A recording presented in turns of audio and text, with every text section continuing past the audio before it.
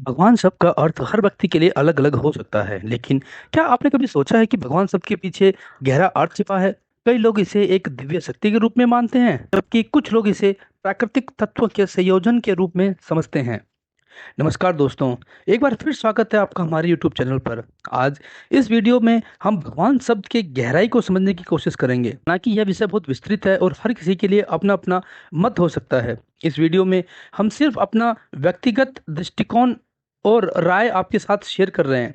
हम हर किसी धर्म, आस्थाओं, विचारों और विश्वास का सम्मान करते हैं और हमारा कोई भी इरादा किसी की भावना और विश्वास को ठेस पहुंचाने का बिल्कुल नहीं है। Please do not offended.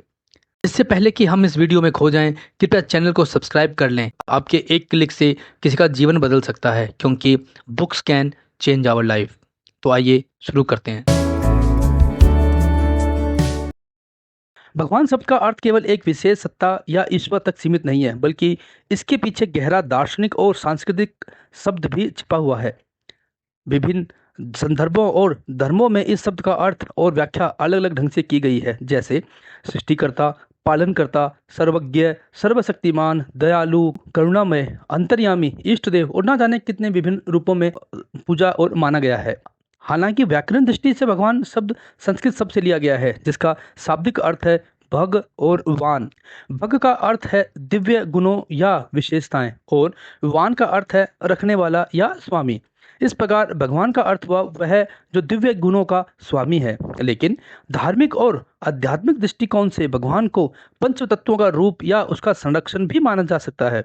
भगवान शब्द का अर्थ हमारे भारतीय प्राचीन दर्शन से जुड़ा हुआ है, जिसमें यह माना गया है कि भगवान या ईश्वर संपूर्ण सृष्टि में व्याप्त है और उन्हें प्रकृति के हर तत्व में देखा जा सकता है। इस व्याख्या के प्रत्येक अक्षर को एक विशेष प्राकृतिक तत्व से जोड़ा गया है, जो सभी जीवों के अस्तित्व का आधार है। हम सभी ये जानते हैं कि पृथ्वी, जल, अग्नि, वायु और आकाश, इन पांच तत्वों से ही जीवन बना है और जीवन के लिए ये पंच तत्व अनिवार्य हैं और इनमें से किसी एक का भी अभाव हो जाए तो जीवन असंभव हो जाएगा।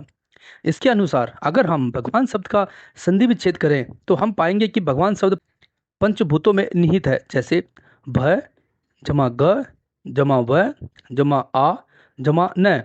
अगर हम इन शब्द के एक एक शब्द के अर्थ को समझें तो भ से भूमि अथवा पृथ्वी, ग से गगन अथवा आकाश, व से वायु अथवा हवा, अ से अग्नि अथवा आग और न से नीर अथवा पानी। भगवान शब्द को पांच महाभूतों के आधार पर भी समझा जा सकता है। अर्थात भय से भूमि, पृथ्वी सभी जीवन का आधार है। हमें ठोस आधार, भोजन और रहने की जगह देती है। इसलिए भगवान में भय का अर्थ पृथ्वी तत्व से है, जो स्थायित्व और पोषण का प्रतीक है। ग से गगन, गगन या आकाश हमें अनंतता और स्वतंत्रता का एहसास कराता है। यह तत्व सब कुछ अपने में समेटे हुए है और संपूर्ण ब्रह्मांड का विस्तार करता है। भगवान के इस अर्थ में आकाश की असीमता और उदारता सम्मिलित है। व से वायु, वायु सभी प्राणियों के लिए जीवनदायिनी है। यह हर पल हमारे शरीर में प्राणवायु के रूप में जीवन बनाए रखती है। भगवान में वायु तत्व का समावेश यह बताता है कि जीवन का हर एक श्वास भगवान का ही अंश है। अ से अग्नि, अग्नि ऊर्जा और गर्मी का स्रोत है, जो हर जीवन के लिए आवश्यक है। यह जीवन की प्रेरणा और शक्ति का प्रतीक है। भगवान में अग्नि का अर्थ है वह ऊर्जा जो जीवन को गति और शक्ति देती है। न से नीर, जल जीवन का आधार है और सभी जीवों में अस्तित्व के लिए आवश्यक है। भगवान में जल तत्व का समावेश जीवन की सरलता और शांति का प्रतीक है। भगवान को पंच तत्वों से जोड़ना यह दर्शाता है कि हमारे चारों ओर जो कुछ भी है, पृथ्वी, आकाश, वायु, अग्नि, जल, वह सब भगवान का ही स्वरूप है। इसका अर्थ यह है कि भगवान संपूर्ण सृष्टि में हर कण कण में विद्यमान है। यह संपूर्ण ब्रह्मांड की शक्ति का स्वरूप है। जब हम मानते हैं कि यह तत्व भगवान का हिस्सा है, तो हमें स्वाभाविक रूप से इनकी सुरक्षा और संतुलन बनाए रखने का संदेश मिलता है। पृथ्वी, जल, वायु, अग्नि और आकाश, इनके संरक्षण का महत्व बढ़ जाता है, क्योंकि इन्हें भगवान का अंश मानने से हम प्रकृति को भी पूजनीय समझते हैं।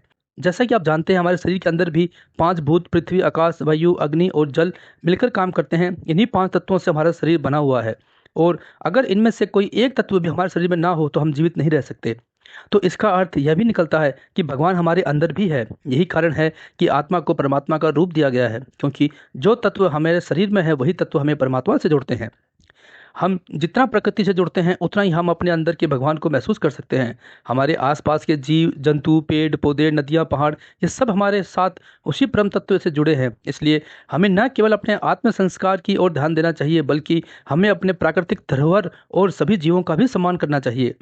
उम्मीद है आपको ये वीडियो पसंद आई होगी, और अगर आपको ये वीडियो पसंद आई हो तो इसे लाइक, शेयर और सब्सक्राइब जरूर करें, और कमेंट में बताएं कि आपके लिए भगवान का अर्थ क्या है। बने रहें हमारे चैनल के साथ, और अगले वीडियो में हम फिर मिलेंगे एक नई जानकारी और एक बुक की समरी के साथ। तब तक पढ़ते रहें और बढ़ते रहें। धन्यवाद।